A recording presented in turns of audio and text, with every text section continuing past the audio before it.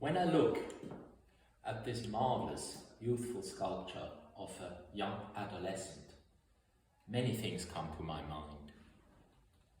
This was bought in the 50s, I think in 1957, by a young student in Basel called Cahn, D-A-H-N. He was then studying with Professor Carl Schäfold archaeology and physics at the university, and to become later himself professor of physics at the ETH Lausanne, and unfortunately passed away last year, aged 100. As a young student, he bought this, which is astonishing, and he gave it as a loan, as you will see in another film, to Meisterwerke, the famous exhibition of 1963, which led to the foundation of the Museum of Basel. What do we have in front of us? It is not common to see a Greek original of the 3rd or 2nd century BC. I tend to believe it's a 3rd century original, as Carl Schäfold did and published it. We have here an elongated body, actually very elongated. When you look at the proportion of the upper part, he's very slim but also very elongated, which is typical for early Hellenism. And we have here a very muscular back here. And what is typical also, it is showing all the tool marks on the surface. The surface was not polished with a ganosis like usual in Roman times, or they tried to smoothen the whole thing.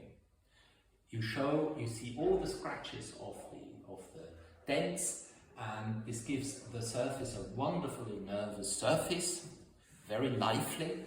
And then also, what is interesting, you have repairs, most probably already in antiquity. So the arm was reattached, carefully repaired here with a smooth break, and then reattached separately. We have a similar phenomenon here in this arm. So that sculpture was already cherished in antiquity, and you see also probably the penis was also reattached. It could be also traces of historical repair here, for example, that this was fixed in post-antiquity. The technique is showing that at least 18th or 19th century, but not later. What we have is also very good marble with black inclusions.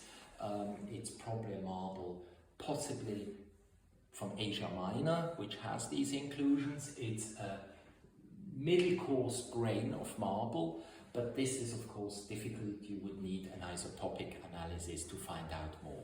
But what you have is a most elegant, young, but still very masculine body of a young fellow, probably 16-year-old or 15-year-old, and an ephebe. And he's an athlete and he's standing there. So it's an ideal of the body as it should be in the post-Polyclatian period. So we have already Praxiteles and Leucippe being existing, and it reflects all these tendencies and concepts of a very elongated body. I insist on that feature because this will be later on replaced by the neoclassicism, the neo-Polyclatian approach in the Roman period.